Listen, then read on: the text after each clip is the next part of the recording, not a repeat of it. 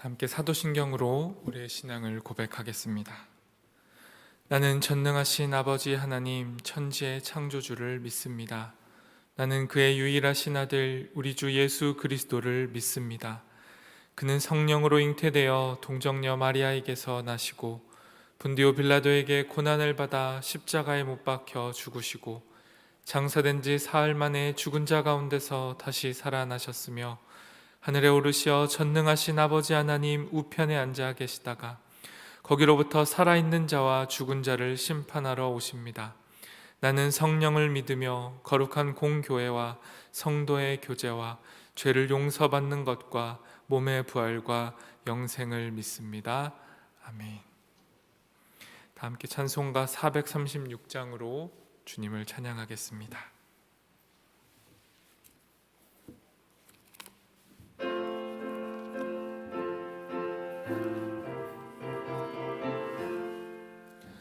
나 이제 주님의 새 생명 얻은 옛 것은 지나고 새 사람이로다.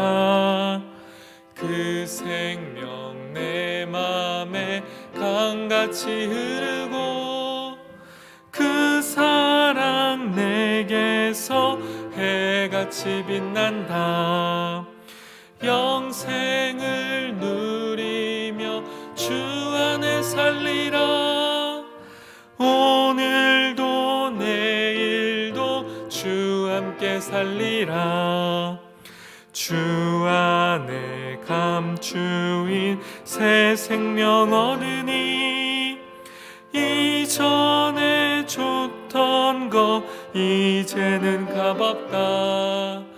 하늘의 은혜와 평화를 맛보니 찬송과 기도로 주 함께 살리라. 영생을 누리며 주 안에 살리라. 오늘도 내일도 주 함께 살리라.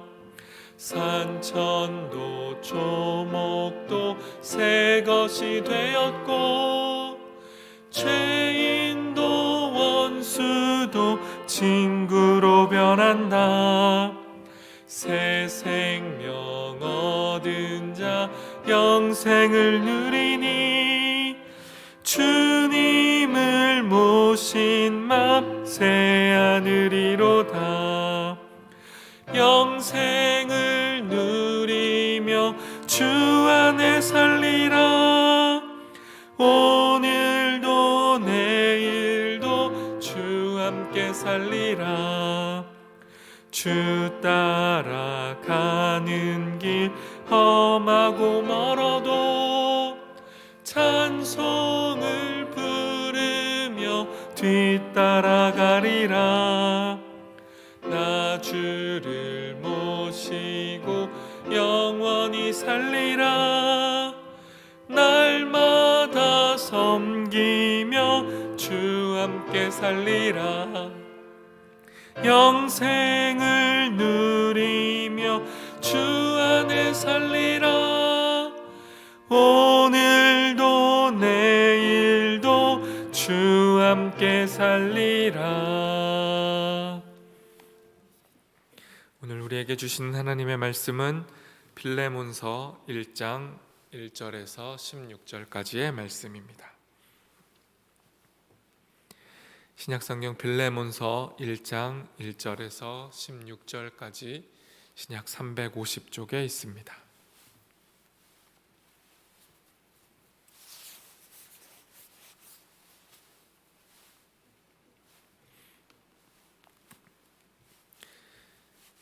다 찾으신 줄 알고 저와 여러분이 한 절씩 교독하도록 하겠습니다. 제가 먼저 하나님의 말씀을 읽습니다. 그리스도 예수를 위하여 갇힌 자 된 바울과 및 형제 디모데는 우리의 사랑을 받는 자요 동역자인 빌레몬과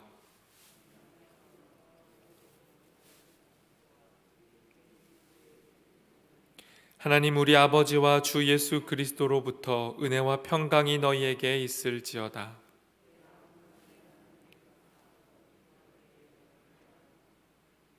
주 예수와 및 모든 성도에 대한 내 사랑과 믿음이 있음을 들음이니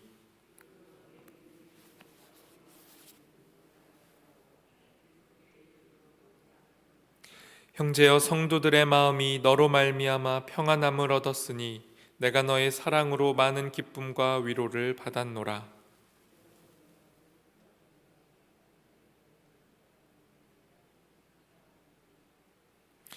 도리어 사랑으로서 간구하노라. 나이가 많은 나 바울은 지금 또 예수 그리스도를 위하여 갇힌 자 되어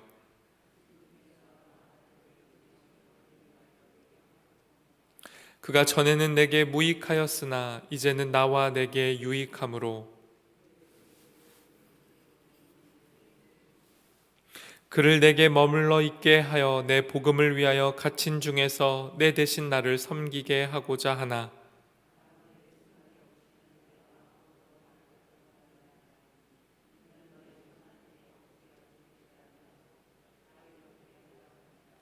아마 그가 잠시 떠나게 된 것은 너로 하여금 그를 영원히 두게 함이리니 종과 같이 대하지 아니하고 종 이상으로 곧 사랑받는 형제로 둘 자라.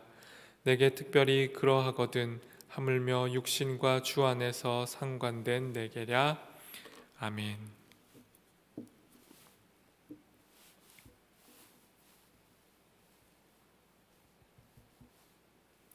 오늘의 본문인 빌레몬서는 바울이 쓴 편지 중에서 가장 짧은 편지입니다. 그리고 동시에 매우 사적인 내용이 담겨 있는 편지처럼 보입니다. 도망친 노예를 용서하고 나아가서 그리스도의 공동체인 교회의 가족으로 받아들여 달라고 부탁하는 편지이기 때문입니다. 보통 바울의 다른 편지들은 복음에 대한 교리 혹은 이단과의 논쟁에 대한 내용을 다루는데 이 빌레몬서는 빌레몬이라고 하는 한 개인에게 바울이 개인적인 부탁을 하는 것처럼 보이기 때문입니다. 이처럼 매우 사적인 이야기가 담겨져 있는 이 빌레몬서가 어떻게 성경 안에 남게 되었고 초대교회 사람들은 왜 이 편지를 성경으로 포함을 시켰을까요? 이 편지가 만일 그저 개인의 사적인 내용이라면 결코 성경이 될 수는 없었을 겁니다. 하지만 이 편지는 사적인 내용의 옷을 입고 교회 공동체에게 보내진 공적인 편지였습니다.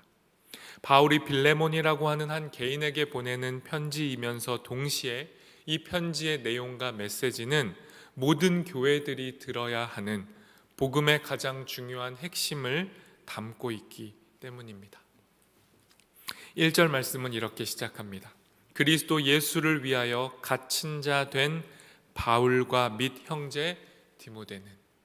이 편지를 누가 쓰고 있는지를 바울이 밝힙니다. 바로 바울이, 감옥에 갇힌 바울이 쓰고 있다라는 것입니다. 빌레몬서는 감옥에서 쓴 편지, 즉 옥중서신입니다. 그런데 바울이 지금 왜 감옥에 갇혀 있다라고 합니까? 그것은 다름 아니라 그리스도 예수를 위해서라고 합니다. 복음 때문에 바울은 감옥에 갇힌 겁니다. 더 구체적으로 말하자면 바울은 세상의 노예가 아니라 그리스도의 노예로 사는 삶을 선택했기 때문에 세상은 이 바울을 미워했던 겁니다. 세상을 선택하고 사는 사람을 세상은 감옥에 가두지 않습니다. 하지만 세상이 아니라 그리스도를 선택했기 때문에 세상은 바울을 감옥에 가뒀습니다. 그리고 그를 미워했습니다.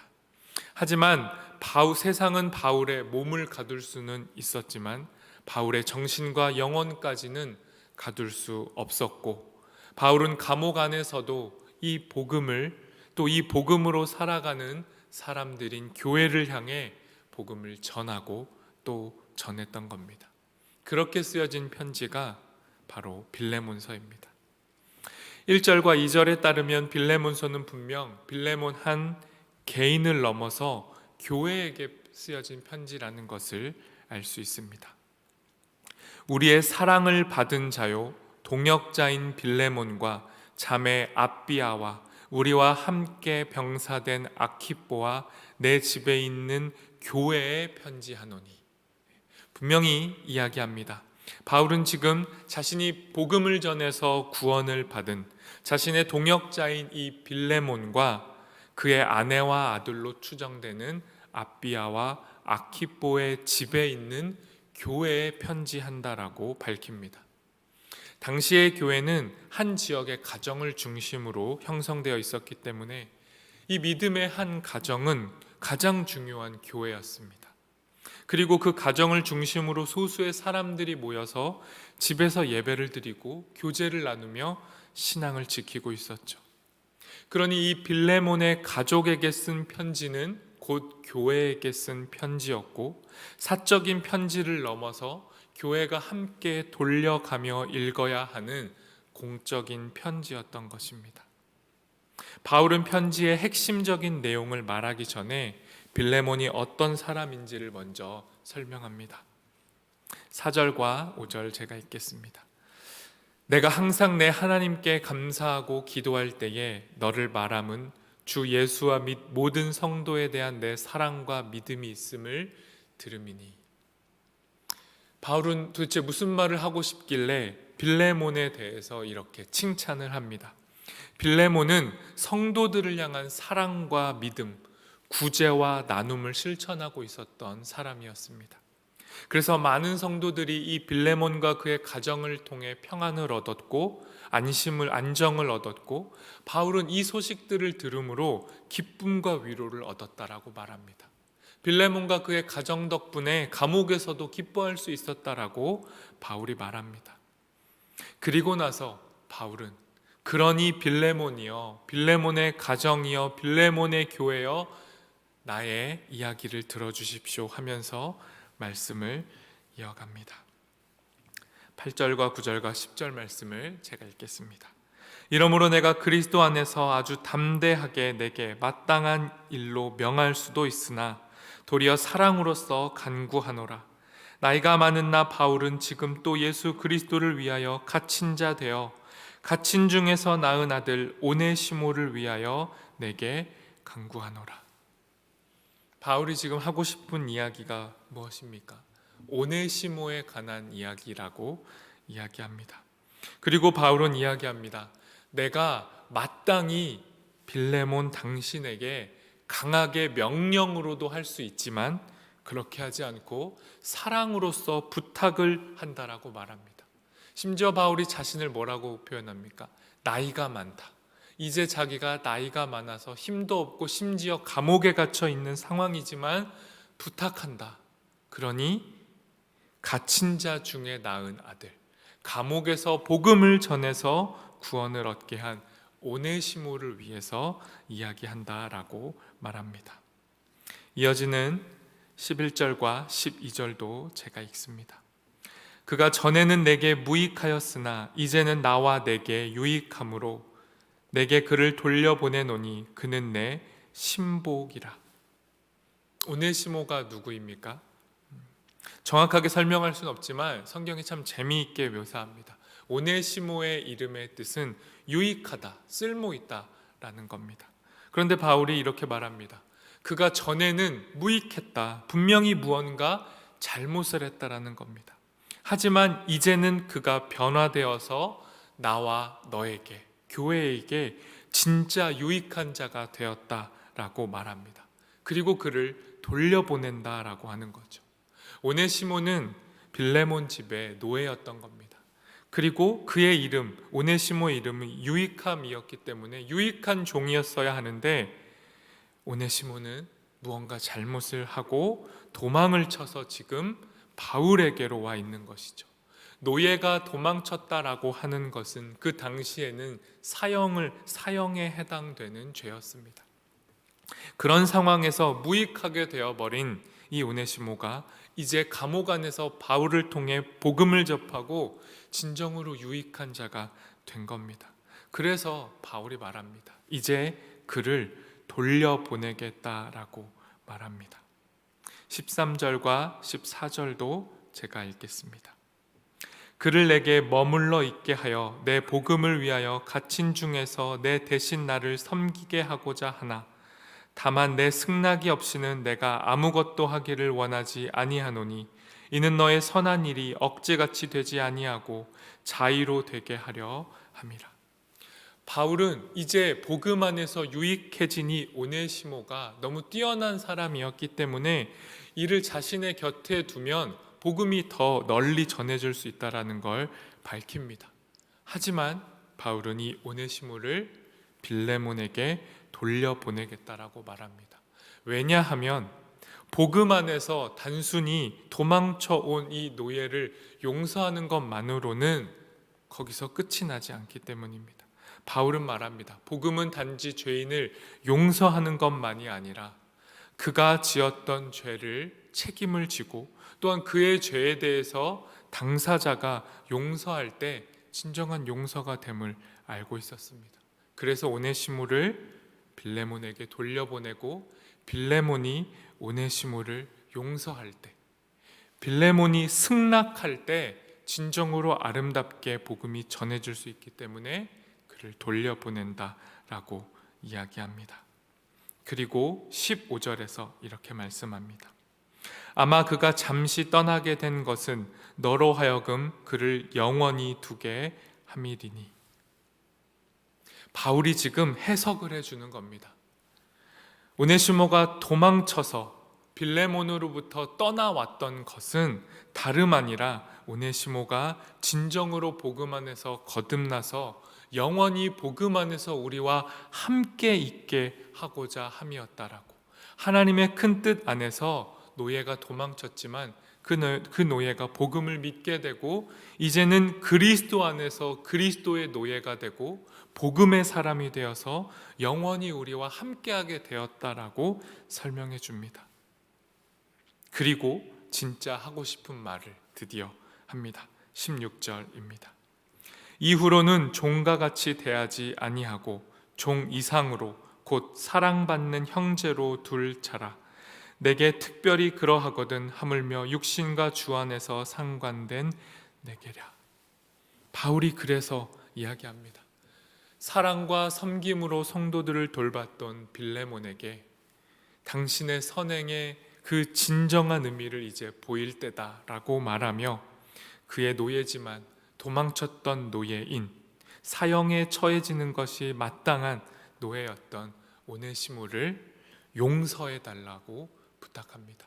그리고 용서를 넘어서 그가 종이지만 이제는 종 이상, 종이 아니라 사랑받는 형제, 그리스도 안에서 한 몸, 가족으로 받아달라는 말을 합니다. 바울은 빌레몬에게 부탁하는 듯한 이 편지를 통해 교회에게 말하고 있는 겁니다. 복음이 무엇이냐? 복음의 진정한 의미는 전에는 원수처럼 여겼던 사람, 죽어 마땅한 사람, 나에게 죄를 지은 사람, 노예와 같은 이도 복음은 그를 품어내는 것이다. 마치 그를 사랑받는 형제요 내 가족처럼 여겨주는 것이 복음의 가장 큰 능력이다라고 이야기하는 겁니다. 그러니 빌레몬이여 그리고 교회여 당신의 원수와 적들을 받아주십시오. 사랑해 주십시오. 복음으로 종을 형제로 맞이해 주십시오 라고 이야기하고 있는 것입니다. 한 사람을 대하는 태도, 그를 받아들이는 자세야말로 복음의 핵심이요 복음의 가장 중요한 요소임을 바울은 밝히고 있는 것입니다. 우리가 교회로서 사람들을 어떻게 대하고 있는지, 우리가 우리의 일상과 삶에서 우리와 마주하고 있는 사람들을 어떻게 대하고 있는지가 우리의 복음의 진정한 의미를 보여줍니다. 세상이 거절하고 거부하고 무시하는 사람들, 그리고 세상이 외면하는 현상에 대해서 교회가 어떠한 태도를 취하고 있는가가 우리의 모습을 보여주는 겁니다. 혹 성경을 기준으로 해서 성경을 무기로 삼아서 세상보다 더 가혹하게 죄인을 정죄하고 죄에 대한 기준과 벽을 높게 쌓고 있는 것은 아닌지 교회인 우리는 스스로 용서와 회복과 구원 안에서 그 심판을 받아들이는 자입니다. 심판자가 아니라 중보자와 화해자로 살아가는 것이 우리의 마땅한 의무입니다. 그래서 바울이 빌레몬에게 이야기하는 겁니다. 충분히 오네시모를 심판할 수 있지만, 심판받아 마땅한 것이 오네시모지만 심판자로 서지 말고 복음 안에서 중재자와 화해자로 서달라고 부탁하는 겁니다. 그리고 바울은 자신이 친히 본을 보이고 있습니다. 심판받아 마땅한 일을 위해 중재자가 되어주고 화해자가 되어주는 것입니다. 오늘의 말씀을 통해 우리의 삶을 비춰보고 우리의 삶 역시 심판자가 아니라 화해자가 되었으면 좋겠습니다.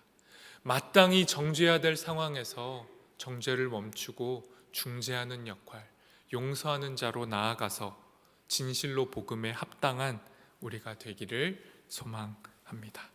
함께 기도하겠습니다. 시간 말씀을 기억하며 바울의 권면을 우리에게 주시는 하나님의 말씀으로 삼아 기도하겠습니다. 심판자가 아니라 화해자가 되고 중재하는 자가 되어서 복음으로 죄인을 용납하고 용서하고 더 나아가서 그를 우리의 한 형제와 자매로, 우리의 가족으로 받아들이는 일, 이 우리의 능력으로 불가능한 일을 복음 안에서 감당하는 우리가 되도록 인도하여 달라고, 복음의 능력으로 우리를 사로잡아 화해자로 만들어 달라고 이 시간 함께 기도하겠습니다.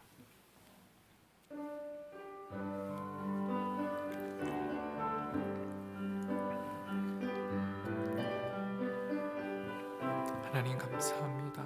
말씀의 능력이 우리를 휘어감아 주십시오. 주님 말씀이 우리의 삶을 다스려 주십시오. 바울이 빌레몬과 온 교회에게 편지하였던 것처럼 마땅히 심판받아야 할 자들을 우리가 용서하고 용납하고 그가 복음 안에서 예수 그리스도를 선택할 때 이제 그와 화해하며 그를 그리스도 안에서 한 형제와 자매로 우리의 가족으로 받아들이는 일을 우리의 삶에서 실천할 수 있도록 우리에게 능력을 허락하여 주시옵소서. 우리의 힘으로 불가능합니다. 우리의 힘으로는 그 누구도 품어내고 용서하고 사랑할 수 없습니다.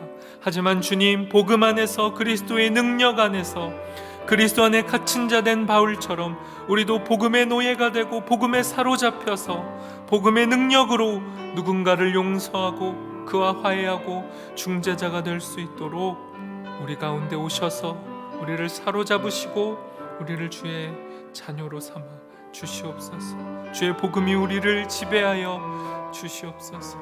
그리하여 하나님, 세상이 복음을 듣게 하게 하시고 그리스도를 볼 수 있도록 우리를 사용하여 주시옵소서. 하나님 감사합니다. 그 누구도 한 사람도 용서하고 이해하고 용납할 수 없는 우리에게 그럼에도 다가오셔서 먼저 용서해 주시고 용납해 주시고 이해해 주시니 감사합니다. 이 복음의 능력에 사로잡혀서 이 복음 안에 갇혀서 이제 우리는 또 다른 누군가를 용서하고 그를 가족으로 받아들이고 그와 화해하고 또 다른 누군가를 중재하는 진실로 복음에 사로잡힌 인생으로 살아갈 수 있도록 우리 가운데 능력을 허락하여 주시옵소서. 그 복음의 능력으로 오늘 하루를 이 땅에서의 삶을 살아가는 우리 되기를 소망하며 예수 그리스도의 이름으로 기도합니다. 아멘. 하늘에 계신 우리 아버지, 아버지의 이름을 거룩하게 하시며 아버지의 나라가 오게 하시며 아버지의 뜻이 하늘에서와 같이 땅에서도 이루어지게 하소서. 오늘 우리에게 일용할 양식을 주시고 우리가 우리에게 잘못한 사람을 용서하여 준 것 같이 우리 죄를 용서하여 주시고 우리를 시험에 빠지지 않게 하시고 악에서 구하소서. 나라와 권능과 영광이 영원히 아버지의 것입니다.